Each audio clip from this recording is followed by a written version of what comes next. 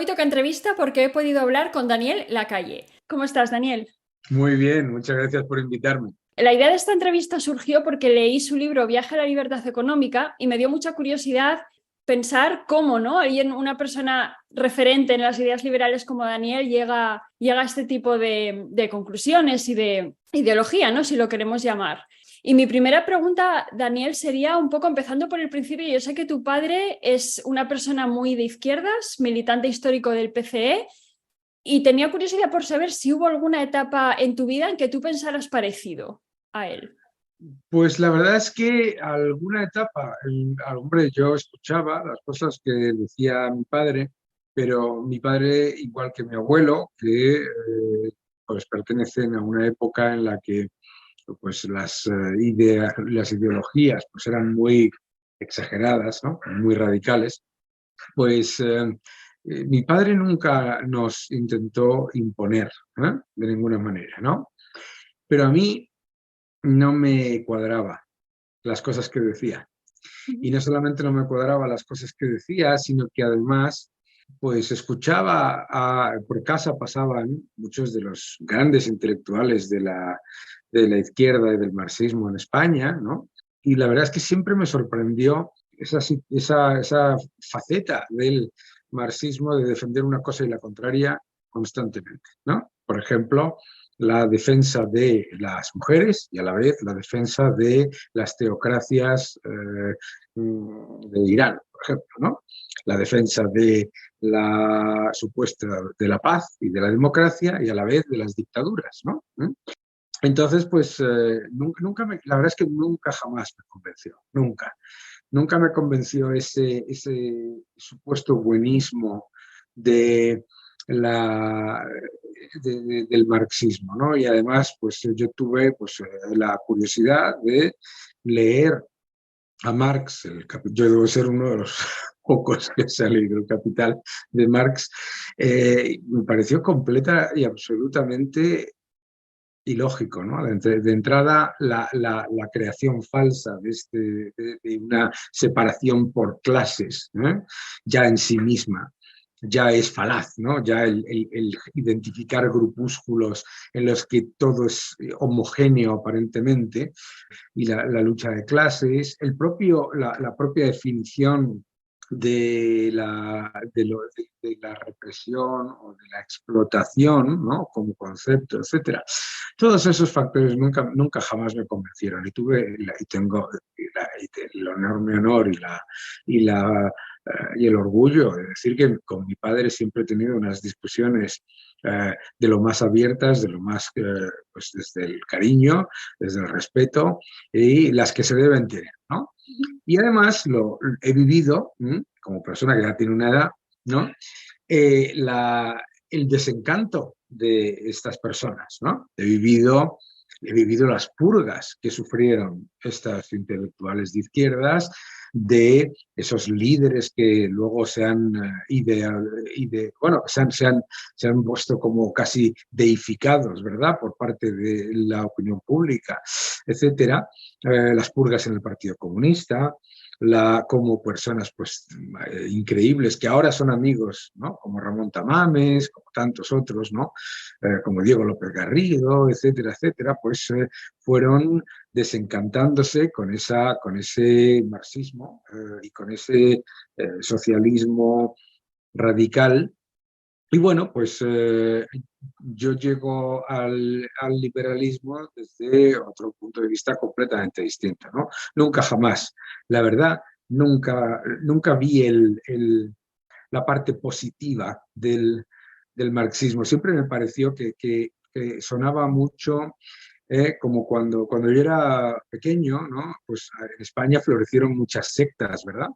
Y aparecían estas sectas que te vendían una cosa, ¿no? Una cosa ahí maravillosa y aparentemente idílica y utópica y maravillosa, que en realidad lo que escondía pues era el destruir al individuo, ¿verdad? Y nunca caí en ese. Y eso que había, claro, en aquella época, ¿eh? Es que tienes que pensar que estamos hablando finales de los años 70, principios de los años 80, todo el mundo era muy ideologizado, ¿no? Todo el mundo, había muchísimo debate y muy viral y muy emocional. Así que nunca lo he vivido como algo que me convenciese en nada.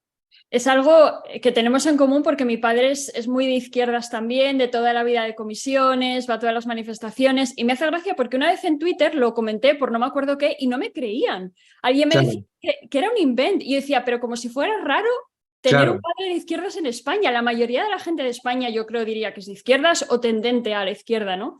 Yo Entonces, creo que, ¿sabes lo que pasa?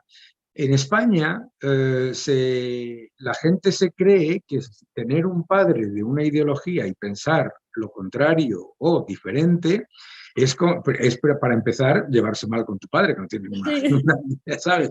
Segundo, padre de izquierdas, por favor, en España ha habido una época en la que era casi la norma, ¿verdad? Casi la norma, ¿no? sí. Sobre todo yo soy de Asturias, sobre todo allí es, Bueno, vamos, claro, en Asturias y bueno, muchísima actividad sindical.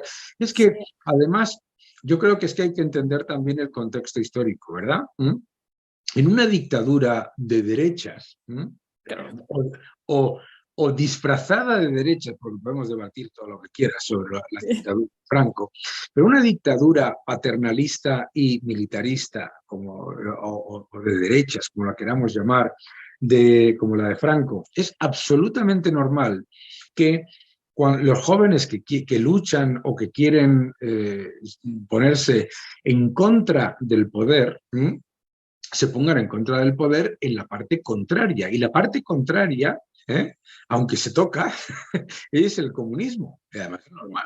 Era en aquella época, se idealizaba, no había información prácticamente, ¿no? Para que te hagas una idea, como explico en Viaje a la Libertad Económica, a mí mis padres me organizaron una organización de amigos de la República Democrática Alemana, de la Alemania comunista, organizaron un campamento para ir a conocer las maravillas de aquel paraíso, ¿eh?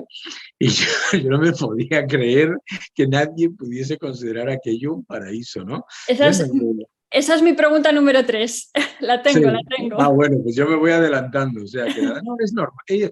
Yo creo que era, en una época, haber vivido una dictadura, eh, normalmente lo que hace es que haya una importante parte de la población que tenga una visión contraria y que además, y esta es la clave, que ponga esa visión contraria como luchar contra la dictadura. Es decir, que se perciba, en España se percibe en muchas ocasiones que el comunismo no es antidemocrático, el comunismo es antidemocrático. Lo que pasa es que como luchaba contra Franco, pues hubo todo un proceso también bueno, pues de blanqueamiento de esa ideología, aunque se tocasen en muchas partes.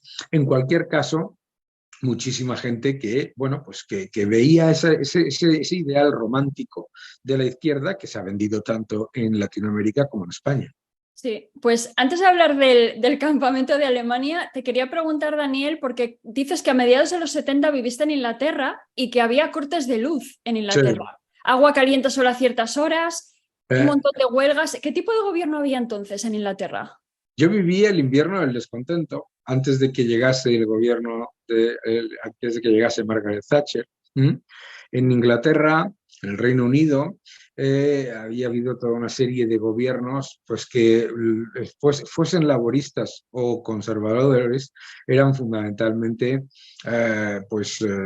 increíblemente estatistas, ¿no? Y comentó, bueno, pues el nivel de absoluta intervención que había en la economía, la destrucción del poder adquisitivo de la moneda, imprimiendo, etcétera. O sea, pero en general los gobiernos laboristas, pasaba un poco algo que hemos vivido en algunos países de la Unión Europea y en España, ¿no? Que llegaba un gobierno laborista, introducía una enorme cantidad de medidas intervencionistas y de ataques a la iniciativa privada y de destrucción de lo que es el tejido productivo, etcétera, y el siguiente gobierno conservador en realidad pues no hacía reformas que eliminasen todo eso, sino que lo que hacía era, digamos, pues funcionaba como el fontanero, ¿no? O el contable de los errores del anterior. Entonces, ¿qué es lo que pasa? Pues que en Inglaterra la verdad es que en una época muy, muy sorprendente, aquella mala aquel sentimiento de que todo estaba mal, ¿no? En un país que tiene, pues fíjate ahora lo que es, ¿no? Sí, sí, sí. ¿Y qué cambios así a grandes rasgos introdujo el gobierno de Margaret Thatcher? Yo creo que el gobierno de Margaret Thatcher básicamente lo que hizo fue demoler todas aquellas rémoras de intervencionismo que se habían ido creando, ¿no? Con la interconexión gubernamental, sindicatos, el constante expolio fiscal, que claro, siempre bajo el engaño vamos a subir los impuestos a los ricos, lo mismo que se hace ahora, ¿no?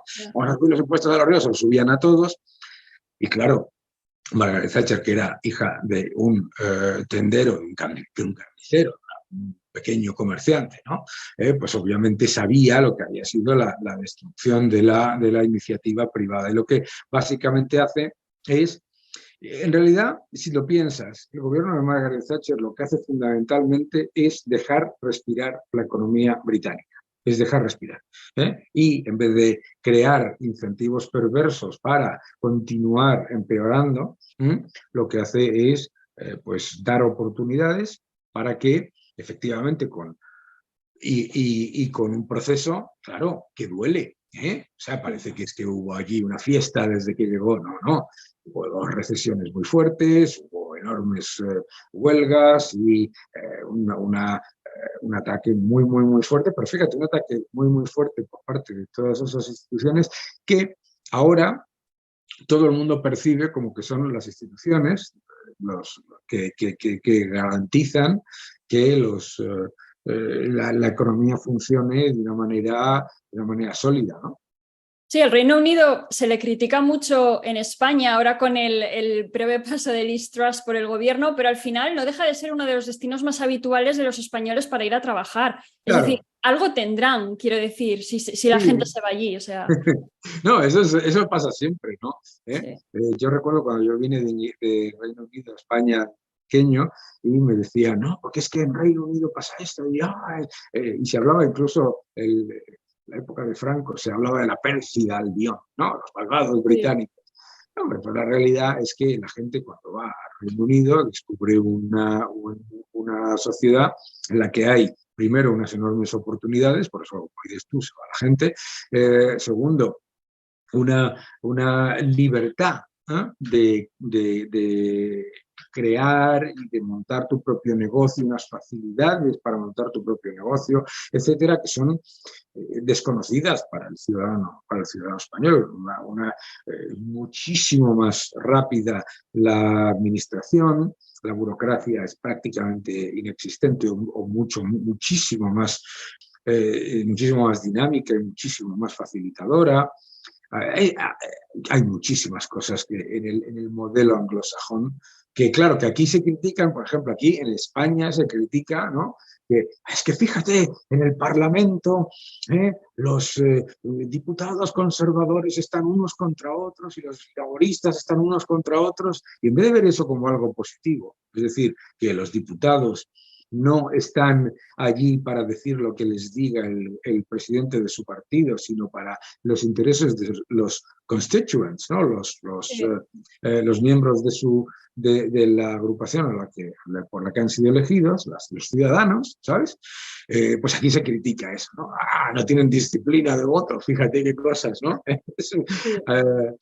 Pero claro, como tú bien dices, algo tiene el agua cuando la bendicen.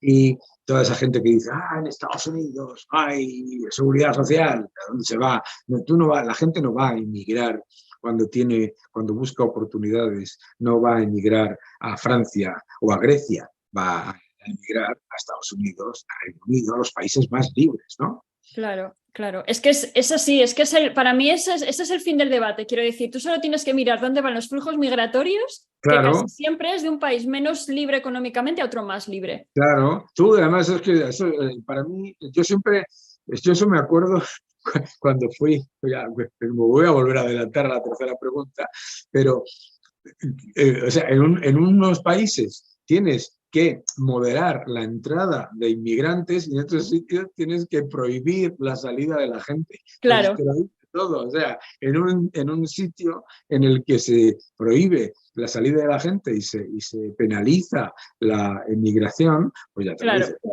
Que hicieron un muro. Es que, ¿qué más ejemplo quieres que ese? Que hicieron un muro. Vamos a hablar ahora del tema del campamento. En 1980 vas a un campamento en Alemania del Este y dices que intentaron mostraros a los niños que ibais las bondades del sistema. ¿Qué recuerdos Sí. tienes de eso? Bueno, no, desde luego hicieron esfuerzos ímprobos por mostrarnos aquello como un auténtico paraíso en la tierra, como un auténtico paraíso en la tierra. O sea, se desvivieron, ¿eh? Se desvivieron. Pero era tan evidente que es el infierno en la tierra, que era el infierno en la tierra, que no había manera. Claro, salimos todos los que fuimos y fuimos normalmente, pues, oye, personas a las que éramos hijos de personas que venían, pues, de padres de izquierda, etcétera, pero bueno, no pasa nada. Hicieron esfuerzos ímprobos, por ejemplo. Pero fíjate, lo primero que nos encontramos fue la inexistencia del disenso, claro. Tú eres un chaval, llegas a un sitio, tú estás acostumbrado, como estábamos acostumbrados los chavales, a criticar, a escuchar, criticar al gobierno, no sé qué, no sé cuánto, bla, bla, bla, bla, y te encuentras a un grupo de personas que solamente dicen que todo lo que hace el gobierno de la República Democrática Alemana, como la llamaban, es perfecto. ¿Cómo va a ser perfecto? ¿Sabes? ¿No? Sí. No. Política. Yo recuerdo que nos hablaban de las políticas perfectas. ¿M?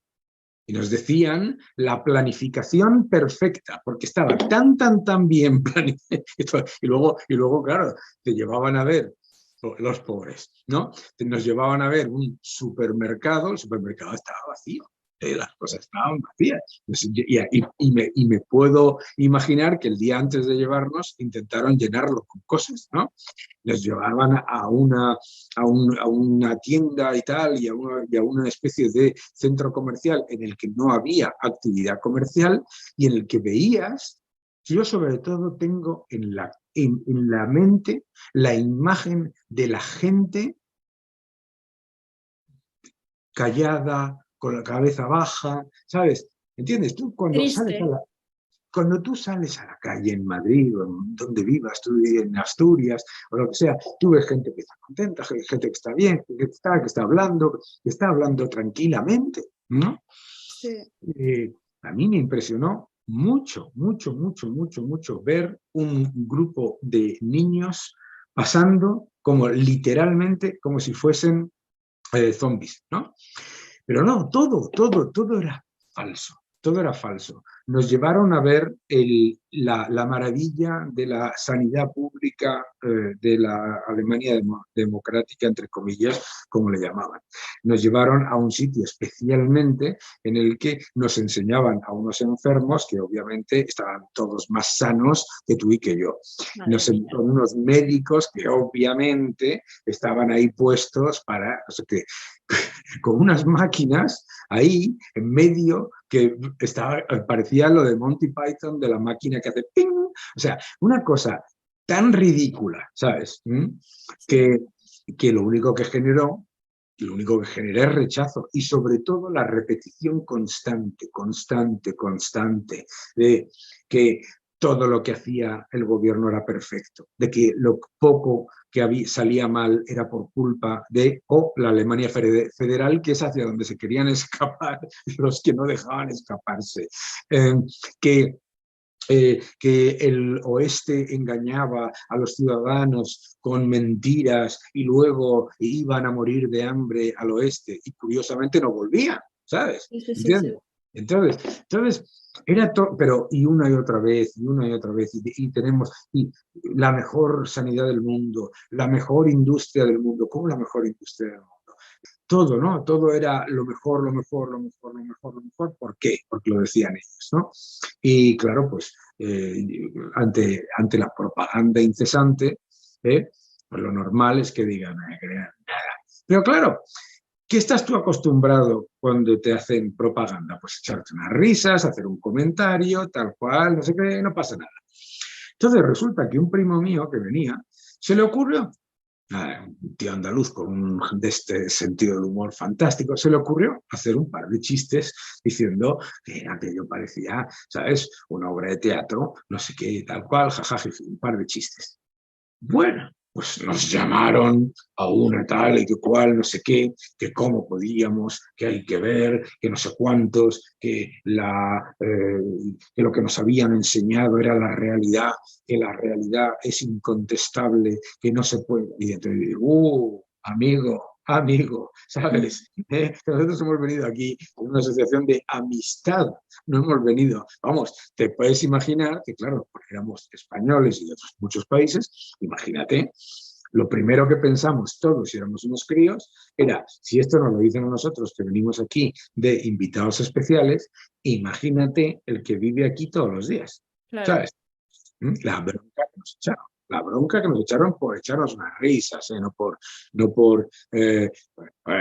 nos hacen hacer un desfile con unas flores, como imbéciles, ¿sabes? A, al, a una estatua del dictador asesino ese que tenían, Honecker y tal y que cual, no sé qué, no sé cuánto, claro, vamos todos partidos de la risa, ¿entiendes? ¿Sabes? ¿Cómo no te va a entrar la risa?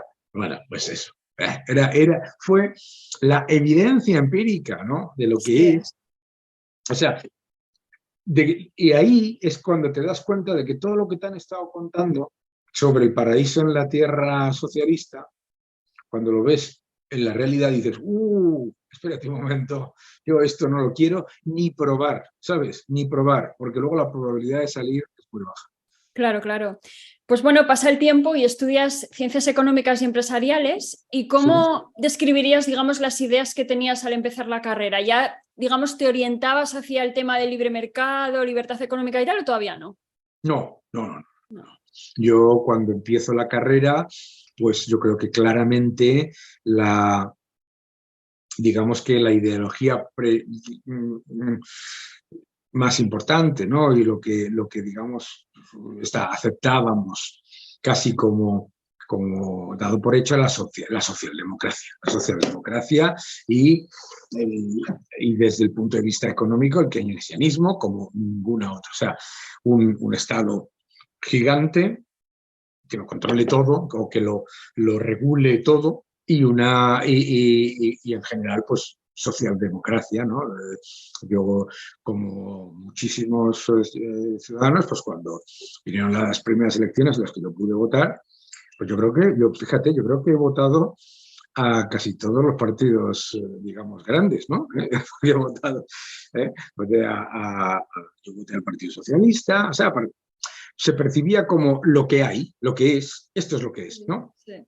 Está, efectivamente, el socialismo destructor ese ya estaba claro que no había opción alguna, pues está la socialdemocracia un poquito más a la derecha, un poquito más a la izquierda, con 2 grados de separación. Eso era lo que teníamos, digamos, como opciones o por lo menos, desde luego, esa era mi forma de pensar. Yo claramente pues me podía considerar una persona, pues eso, socialdemócrata, ¿no?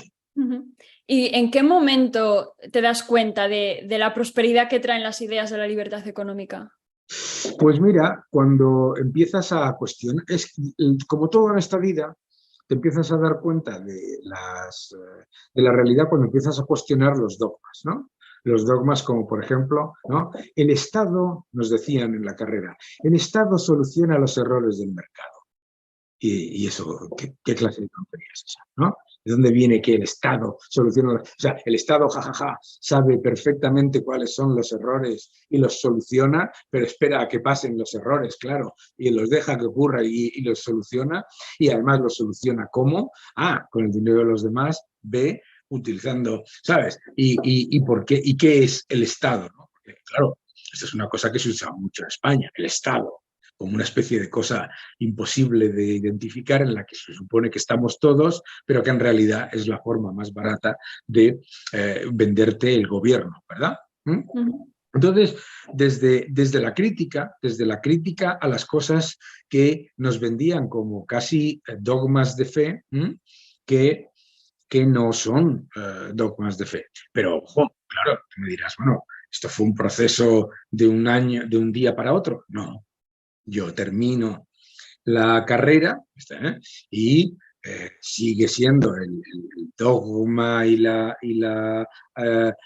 el pensamiento dominante la socialdemocracia, un poquito más a la derecha, un poquito más a la izquierda. Si eres más de derecha, gastas un poquito menos; si eres más de izquierda, gastas un poquito más, pero poco más. También es importante poner en contexto la época, ¿de acuerdo?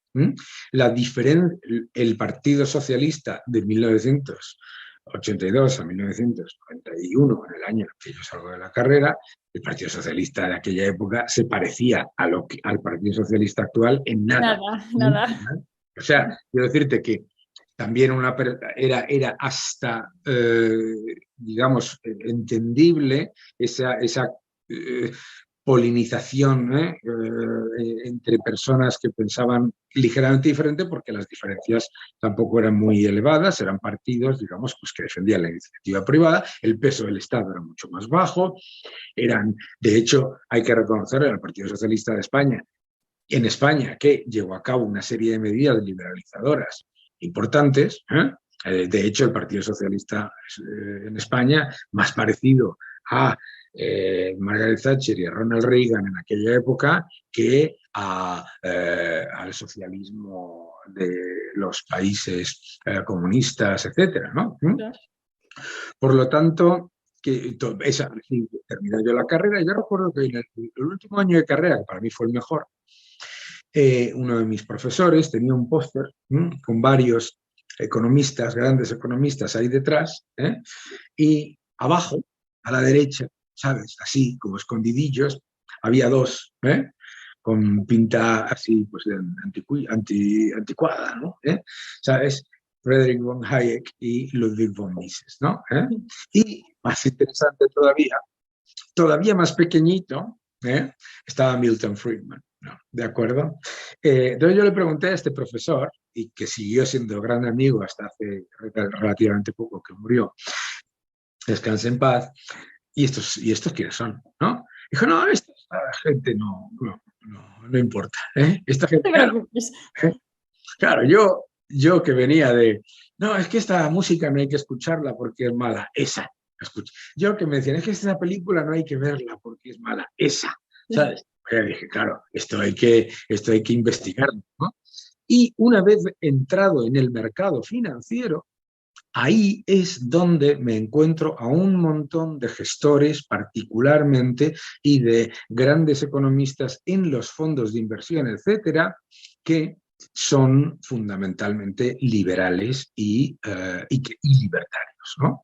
Y entonces, a partir de ahí, pues es cuando yo ya, digamos, empiezo, bueno, yo creo que Camino de Servidumbre de Hayek, que para mí fue una revelación, ¿no? Y el socialismo de Mises, yo creo que los leo, yo creo que casi llegando a los 28, 29 años, ¿eh? O sea, que te estoy hablando de un periodo de un periodo fundamentalmente de descontento con la idea de ese concepto del Estado, digamos, que lo soluciona todo y que lo configura todo, ¿no?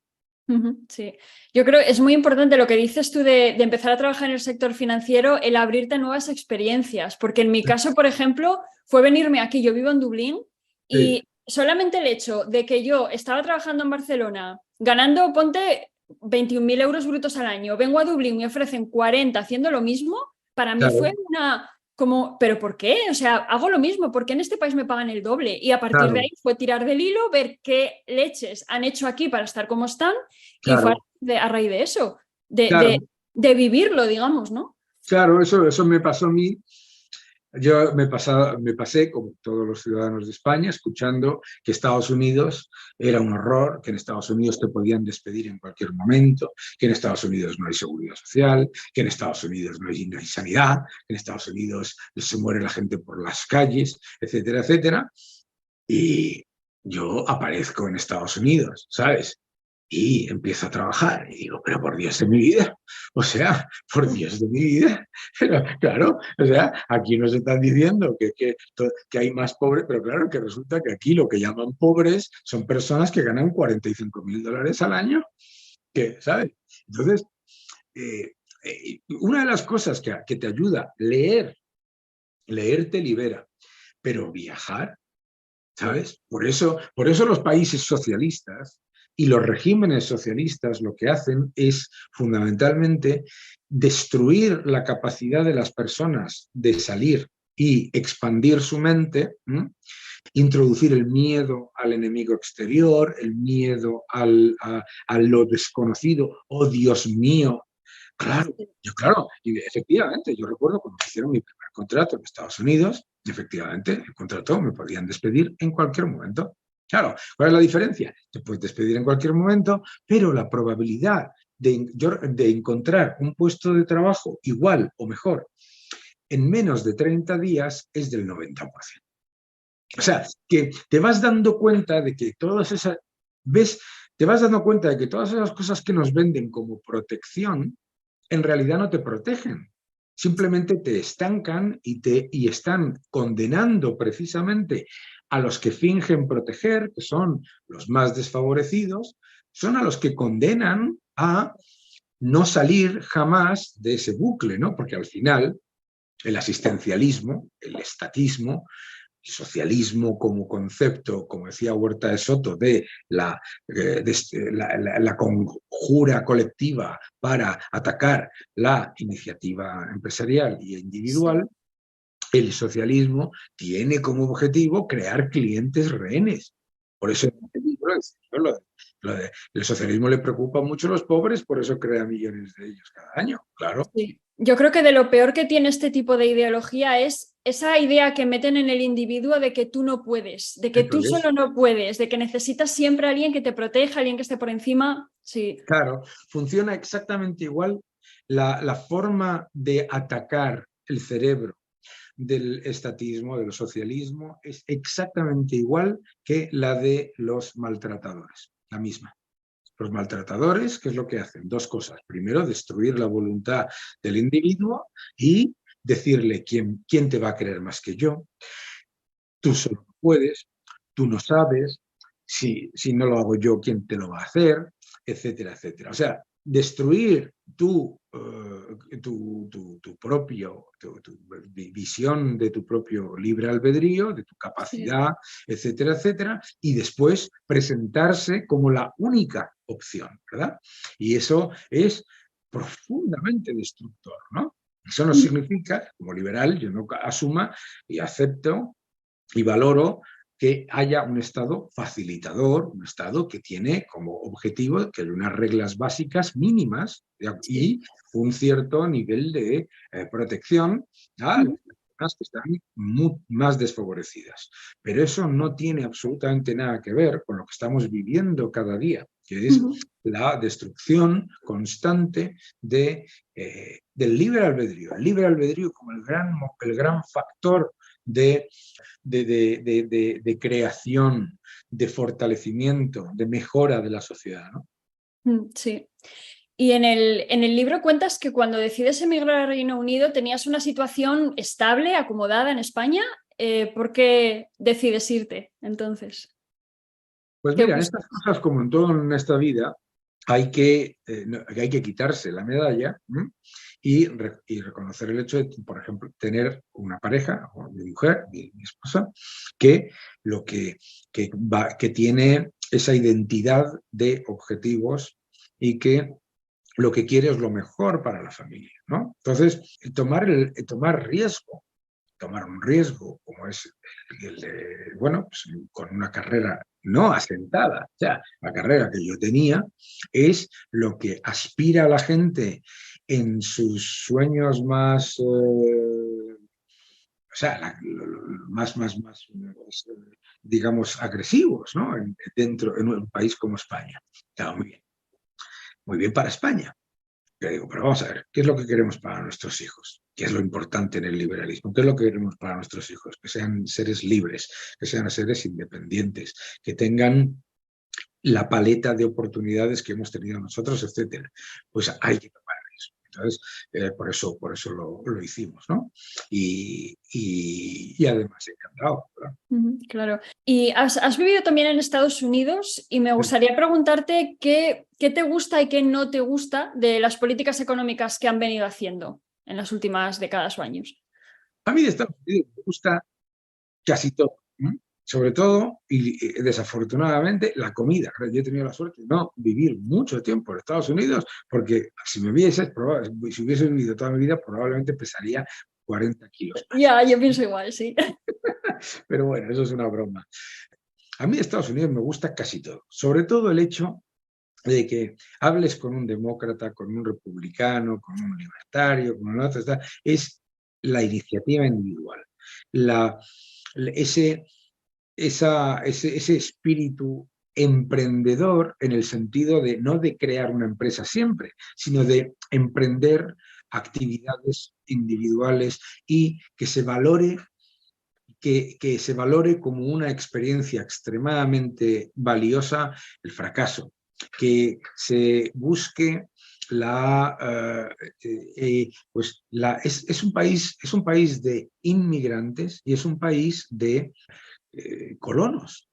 Y es un país de gente que ha llegado a sitios que estaban completamente, absolutamente vacíos, eriales, y ha creado ciudades, ha creado mundos, ¿no? Y entonces, pues a mí me gusta casi todo.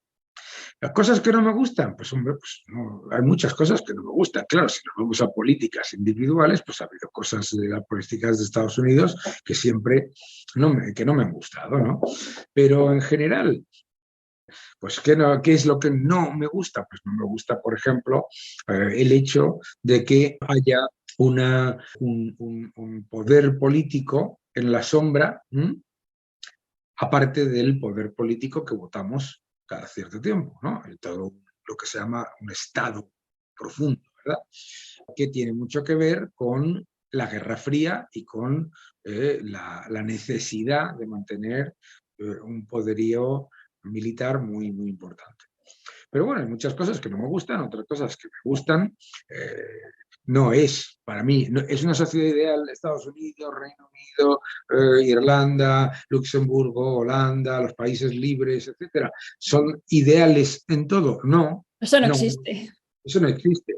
Lo más importante para mí, y la razón por la que yo inmediatamente rechazaba el ideario comunista y socialista, es que te intenten vender algo como ideal, como perfecto, como maravilloso, ¿no? Y claro, pues ninguno de esos países es perfecto, pero son muchísimo mejores que lo que nos hemos acostumbrado a vender como pues, sociedades, digamos, de eso que llaman el estado del bienestar, porque para mí el estado del bienestar es que la gente en su inmensa mayoría esté mejor, ¿no? Claro. Para mí hay más estado de bienestar en Estados Unidos que en España. Sí, una de las cosas que más me llamó la atención cuando empecé a trabajar con muchos americanos en remoto, que haces videollamadas y demás, y quieras que no, a veces ves las casas de la gente, compañeros en una posición similar a la mía, las casas que tienen. Claro. Que, por supuesto, hay pobres y eso como en todas partes, pero si comparamos, digamos, gente que está en tu mismo nivel socioeconómico con posiciones similares en la empresa y las casas Claro. que se ven, me llama la atención, la verdad. Bueno, es que una sociedad libre y una sociedad en la que el mérito y la iniciativa individual se premie, inevitablemente siempre va a ser una sociedad más próspera. incluso para los pobres. O sea, yo vuelvo a repetir, claro, a mí me dicen, en Estados Unidos hay no sé cuántos millones de pobres. Digo, así, estupendo. ¿Me puede decir usted cuál es la renta mediana de esos pobres? Ah, que es casi un 40%, 50% superior a lo que Claro, ajustado por coste de vida, ojo, ajustado claro, por coste de vida, a lo que usted llama clase media y trabajadora en nuestro país. Entonces resulta que nosotros no estamos protegiendo, que nuestro sistema socialdemócrata no protege nada, porque lo único que está haciendo es lo que decía Thomas Sowell, el asistencialismo justifica la pobreza y la perpetúa, ¿no?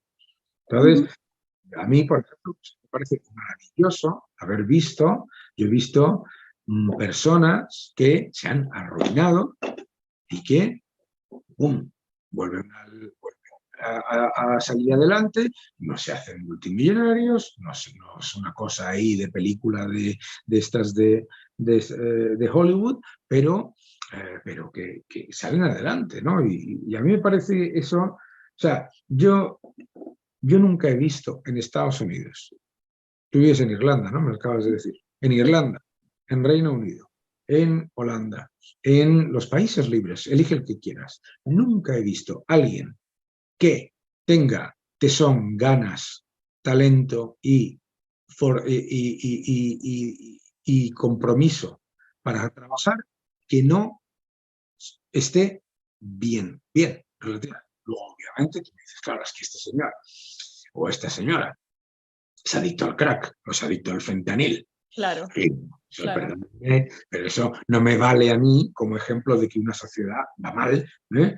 O sea, sí me vale como ejemplo de que una sociedad tiene problemas, pero no como un ejemplo de que el sistema no sé qué, ¿no? ¿De acuerdo? Yo claro. creo que eso también hay que ponerlo en su sitio. Y creo que además, también desde ese punto de vista, personas que han estado en situaciones absolutamente alucinantes, a nosotros nos daban charlas, ¿no? Gente que nos contaba sus fracasos. Y yo recuerdo una charla que nos dio un señor que tenía un taller mecánico que nos contó su descenso en el alcoholismo, las drogas, etcétera, tal cual. Y decía, o sea, ¿cómo puede a nadie salir de esto? Y, o sea, el aprender, ¿sabes? No el decir, oh, el sistema me odia, y no, yo creo que esa es la... O sea, yo por eso, y creo que eso viene de la libertad y de la iniciativa y de fomentar la iniciativa individual. Claro, sí, sí. En el libro es como que viajas por distintos países, ¿no? Y uno de ellos es Argentina, que Sí. históricamente pues tienen estos problemas con la inflación. Y me gustaría preguntarte, Daniel, ¿cuál es el origen de la inflación endémica que tiene Argentina? Gastar mucho más dinero e imprimirlo, La impresión de dinero. Mm. nada más. O sea, cuando uno va a Argentina, todo ese engranaje de gente que tiene que justificar que la inflación es cualquier cosa excepto un efecto monetario, te intentan convencer de cualquier cosa. No, que la inflación es culpa de los supermercados, aquí ya lo estáis viendo, tal cual, no sé qué, no sé cuánto. Bien. Y yo siempre pregunto la misma cosa, vamos a ver, a una hora de viaje de aquí, una hora, menos, de hecho, en Uruguay la inflación es 10 veces menor, 10. ¿Mm? ¿Qué pasa? ¿Que son tontos ahí? ¿Sabes? Y aquí, ¿no? Entonces, pero el origen el problema de Argentina lo describió una vez una escritora argentina, que no recuerdo, pero lo vi en la televisión allí en Argentina y dijo una cosa maravillosa. Dijo, alrededor de los años 60, Argentina tuvo la opción de elegir entre ser y parecer, y eligió parecer. Y es parte del problema, o sea, es un sistema político confiscatorio y extractivo que expulsa al maravilloso talento y capital humano que tiene Argentina. Cualquier persona que, como tú y como yo, hayamos viajado por todo el mundo, encuentras a los argentinos por todo el mundo que son que el menos preparado hace relojes, o sea, unos cracks todos, ¿sabes? Expulsa al talento, mantiene como clientes rehenes a un montón de gente que no a la que se le han cortado las alas con esa actitud que comentábamos antes de bajar constantemente al ciudadano, ¿no? Y es un país que tiene un enorme capital humano y, sin embargo, que tiene que sobrevivir a un Estado que es confiscatorio y extractivo, que destruye el poder adquisitivo de la moneda, que tiene una clase política que es una máquina de destruir el tejido productivo, y los pocos que sobreviven dentro o están fuera del sistema 100% dolarizados o simplemente llevan su actividad en otros países, aunque vivan en Argentina, o simplemente pues, intentan sobrevivir en una situación que es pues, devastadora, porque lo que es la evidencia de lo que hace un Estado socialista. Porque tú me dirás, bueno, pues que haya habido gobiernos de peronistas y de también liberales. ¿Cómo liberales? No. Macri se supone que era liberal. No, es decir que Macri es liberal es como literalmente decir que Honecker era democrático, ¿no? En Alemania, ¿no? ¿Eres optimista con respecto a Argentina? Lo Yo digo por claro, yo Milei y claro. eso. Yo soy muy optimista con respecto a Argentina por una sencilla razón. Argentina es un país que es rico y que tiene enorme capital humano. Y que lo que tiene es un problema, como dice Javier, buen amigo, Javier Milei, tiene un problema que tiene una casta política extractiva y confiscatoria y lo que él le llama chorros, ¿no? ¿Sabes? Que lo que está haciendo constantemente es expulsar las oportunidades de inversión y fagocitar la creación de riqueza del país. Entonces, yo tengo vamos, en Argentina tú haces 3 cosas, complicadas de hacer, ¿eh? Pero 3 cosas. Y el país empieza a despegar como no te puedes ni imaginar. La primera, eliminar el Banco Central de la República Argentina y la impresión constante de pesos, ¿de acuerdo? Primero.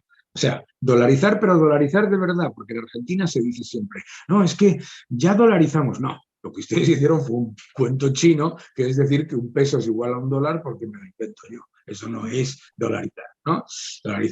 Dolarizar o utilizar el euro o eurizar, lo que tú quieras, me da igual.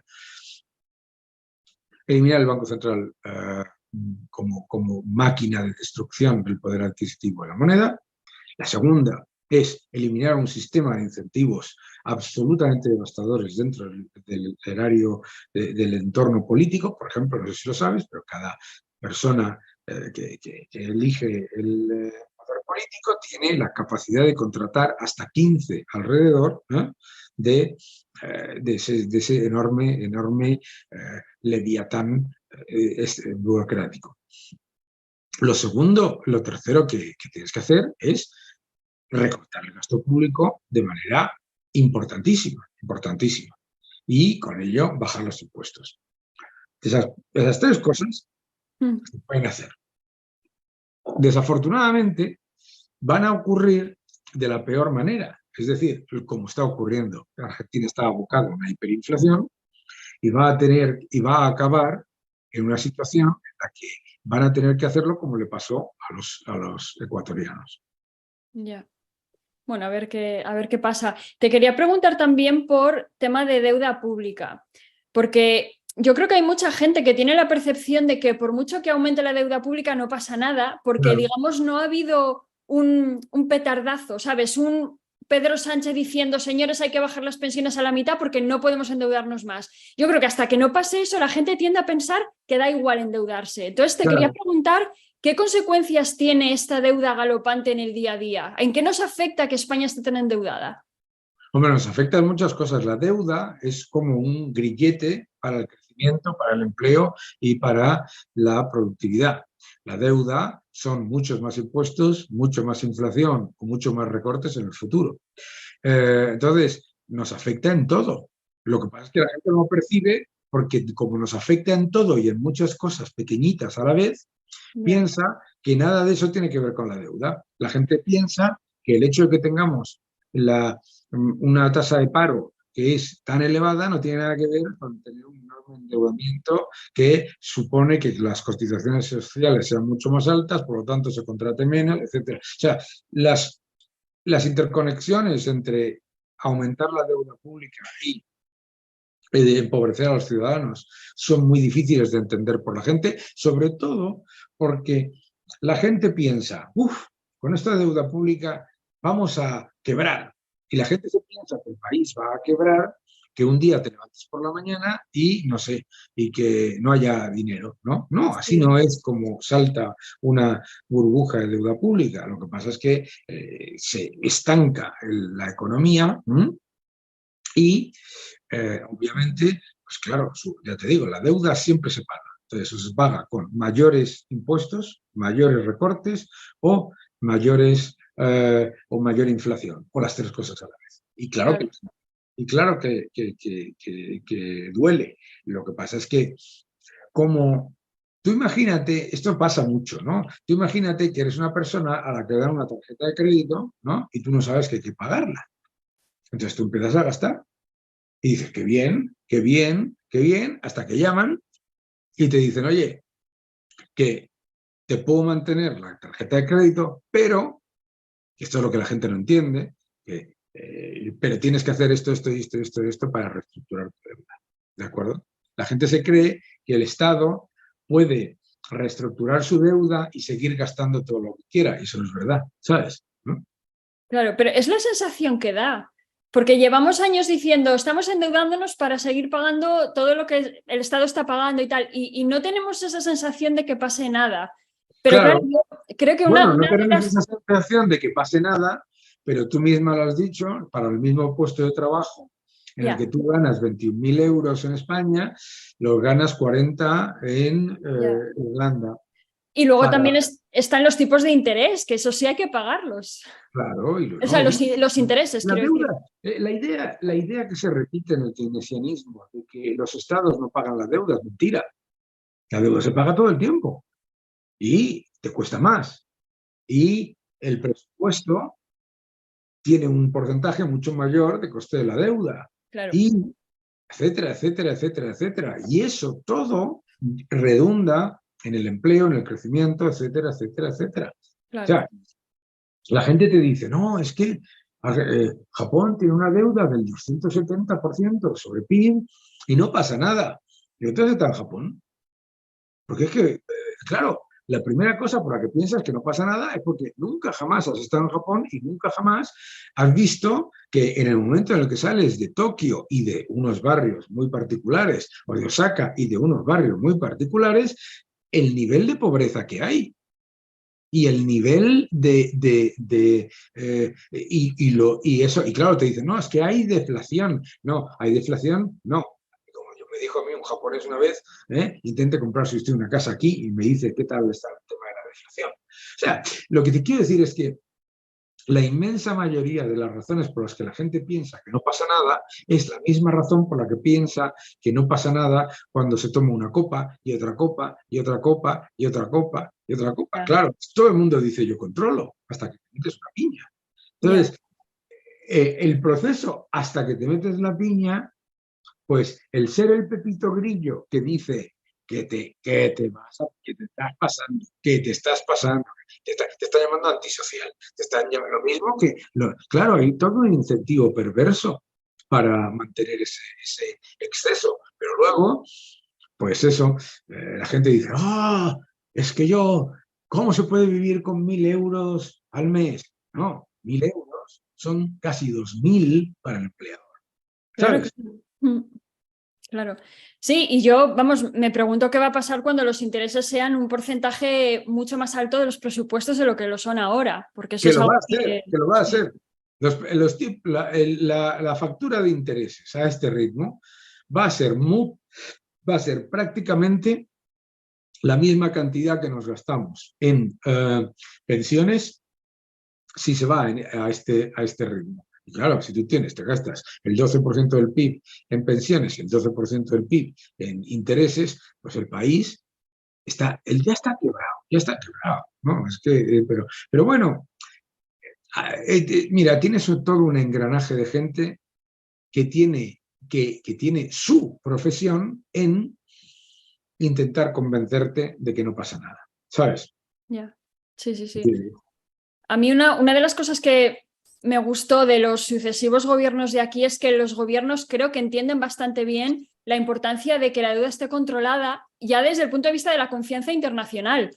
Hubo un discurso que dio el primer ministro al presentar los presupuestos de 2012, que eran unos presupuestos austeros, que ya sabes lo que quiere decir eso, un bajoncito en el gasto público ya es austeridad.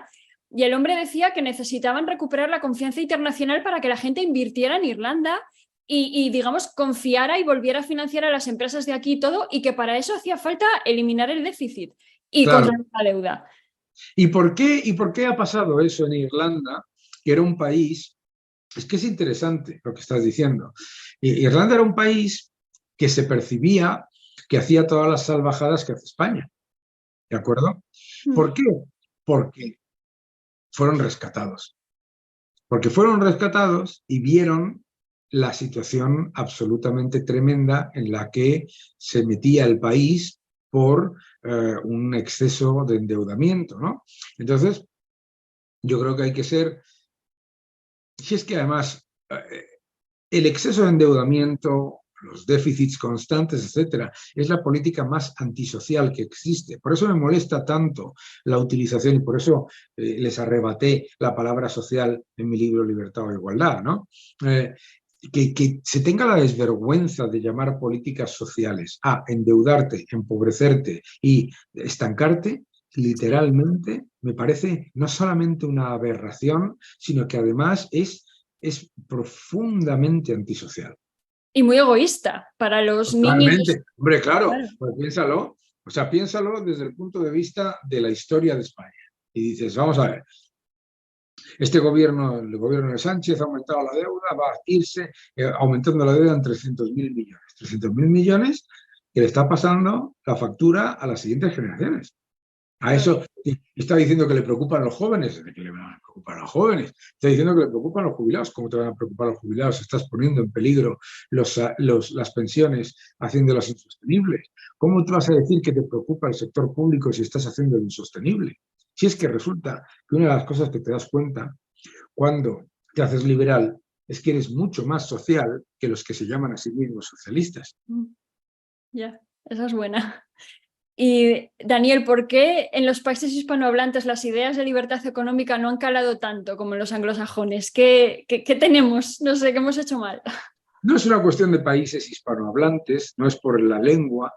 Se tiende a hacer muchas Ya, cosas, bueno, se tienden a identificar causalidades que no existen, ¿no? Como por ejemplo, no, es que como son países católicos, los países católicos son despilfarradores y destructores de riqueza y los países protestantes son, no, tampoco es cierto, ¿no?